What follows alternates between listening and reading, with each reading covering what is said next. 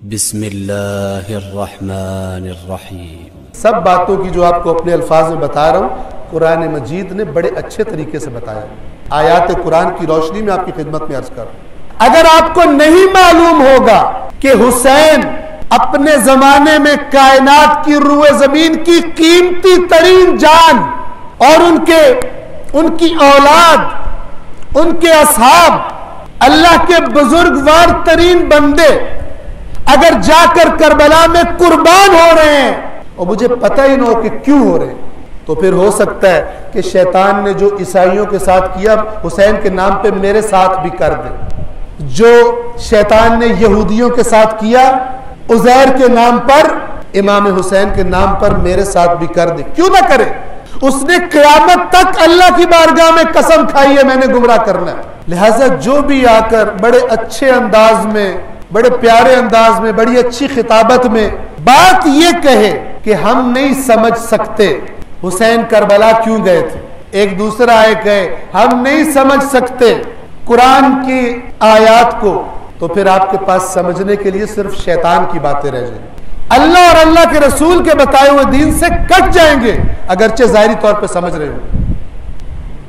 امام حسین علیہ السلام نے مدینہ چھوڑا، کیا حکومت کی طرف سے آرڈر آیا تھا کہ اس کے بعد نماز کوئی نہیں پڑھے گا؟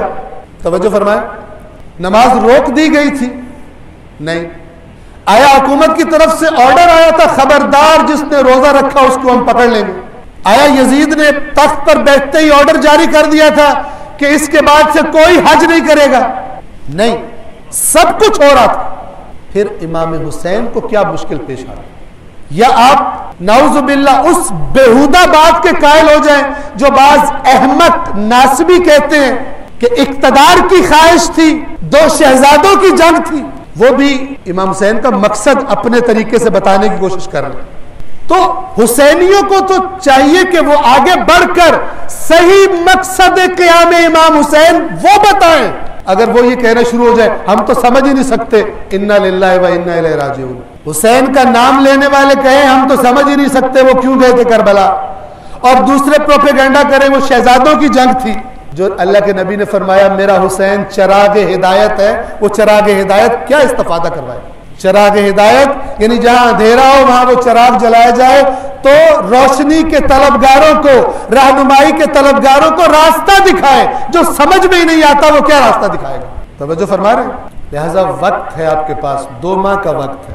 محرم ذکر حسین حدیث ثقلین کو پورا کیجیے، محرم، سفر، قرآن و حسین، حدیث ثقلین کو اپلائی کیجیے نا، قرآن و اہل بیت، قرآن و حسین محرم میں ہونا چاہیے۔ جو دشمنوں کی طرف سے تہمت لگوا دی ہے ہم نے قرآن کے بارے میں اس مکتب کے ماننے والوں پر، اپنے عمل سے اس تہمت کو اس پاکیزہ مکتب سے ہٹائیے، اپنے عمل سے ہٹائیے۔ سورۃ الحدید کی آیت نمبر 25 میں نے تلاوت کی آپ کے سامنے۔ اللہ کیا فرما رہا ہے؟ لقد ارسلنا رسلنا، بے شک ہم نے اپنے رسولوں کو بھیجا، ایک رسول کو نہیں، اللہ سب رسولوں کا ایک ہی مقصد بتا رہا ہے، آدم سے لے کر خاتم تک تمام انبیاء ایک مقصد بتاتا ہے قرآن۔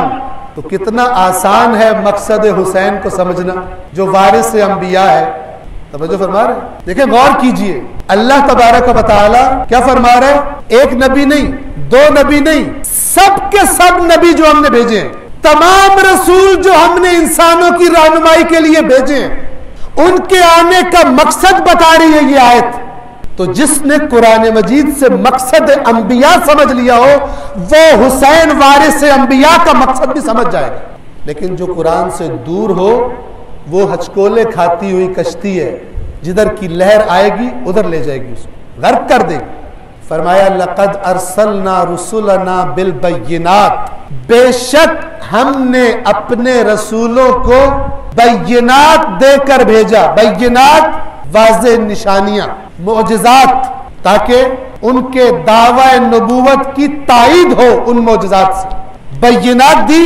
وَأَنزَلْنَا، اور ہم نے نازل کی، مَعَهُمْ، ان کے ساتھ، الکتاب، کیا نازل کیا ان کے ساتھ؟ نبیوں کے ساتھ کتاب، रिटन, लिखा हुआ आईन अल्लाह का, कानून खुदा की तरफ से इंसानियत के लिए, वो हमने उनके साथ नाजिल किया। वल मीज़ान, और मीज़ान, इस मीज़ान के बारे में बहुत सारी बातें, लेकिन उन सब बातों में असल बात वाज़े है, हमने ऐसी चीज अंबिया के साथ उतारी कि जो हक और बातिल को तोलने का तरीका सिखाती है। हमने मीज़ान नाजिल किया, यानी ऐसा निजाम इस दुनिया में उतारा है, बनाया है कि जिसमें चीजों को तोला जा सकता है। इसका दायरा वसी है, चाहे आप ये बाजार में दुकानों पर नाप तोल को ले लें, चाहे हक तो बातिल के नाप तोल को ले लें, मीज़ान का माना सबको अपने अंदर लिए हो। अब देखिए क्यों किया ये, रसूल भेजे क्यों, उनको मोजज़ात दिए क्यों, उनके साथ किताब नाजिल की क्यों, मीज़ान हक को बातिल को परखने का निजाम क्यों, लियक़ूमन नासु बिल क़िस्त, ताकि लोग, इंसानी मुआशरा निजाम अदल के मुताबिक चले, उस अदल के निजाम के मुताबिक जो खुदा चाहता है।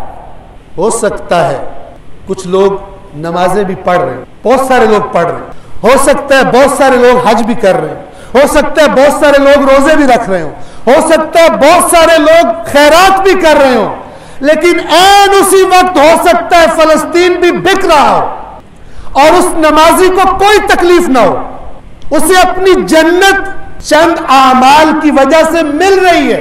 ये हुसैन वाला इस्लाम नहीं है। उस वक्त भी नमाजें पढ़ी जा रही थी।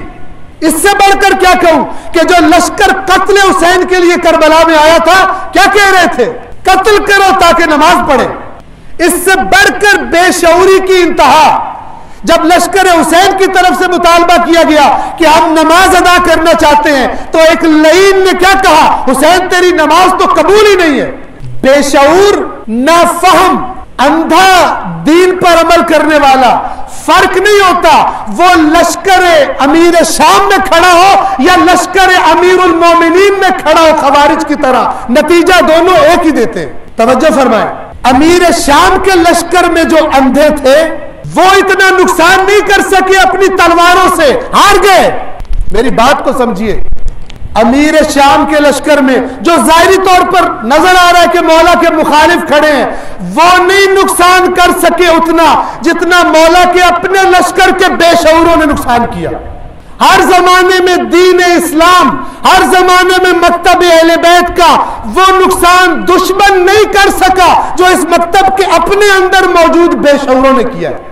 जंग सिफ़ीन में खराबी का सबब लश्कर शाम के बेशऊर नहीं बने, जंग सिफ़ीन के खराब, जीती हुई जंग के खराब होने का सबब लश्कर अमीरुल मोमिनीन के बेशऊर बने।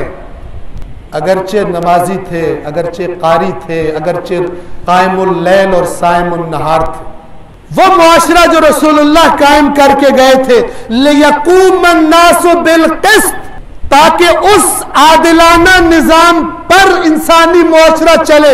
इसलिए अल्लाह ने रसूल भेजे, किताबें नाजिल की, मोजज़ात दिए, उनको मीज़ान अता की, नाजिल की, ताकि इंसानों का मुआशरा अदल पर चले।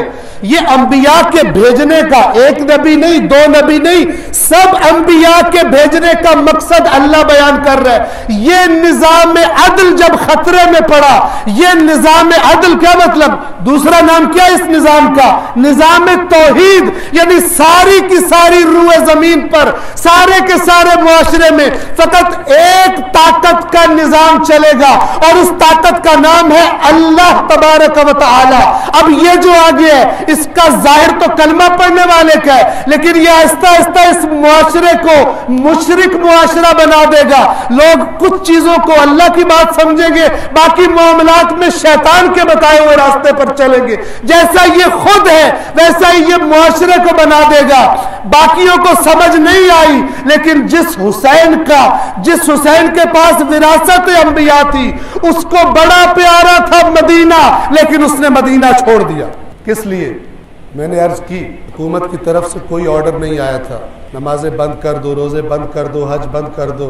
रसूलुल्लाह ने जो ज़कात का सिस्टम मसलन रखा है उसको बंद कर दो, ऐसा कोई ऑर्डर नहीं आया था। بلکہ اس کے بزرگ نے تو کہا تھا میں نے تمہارے ساتھ جو جنگ کی ہے تمہاری نماز روزے حج اس کے لیے نہیں کی، وہ تو تم پہلے بھی کر رہے تھے، میں نے تمہارے ساتھ جنگ کی ہے تم پر حکومت کرنے کے لیے، کہتا تم جو مرضی کرتے رہو پرواہ نہیں ہے، لیکن ہماری حکومت کے خلاف تم میں سے جو اٹھا اس کا ہم برا اثر کریں۔ ایسے لوگوں کے ہاتھ میں لگامیں امت مصطفیٰ دے دی جائے، یہ درد ہے امام حسین کا۔ لیقوم الناس بالقسط، قسط یعنی عدل، کس کا حکم ہے؟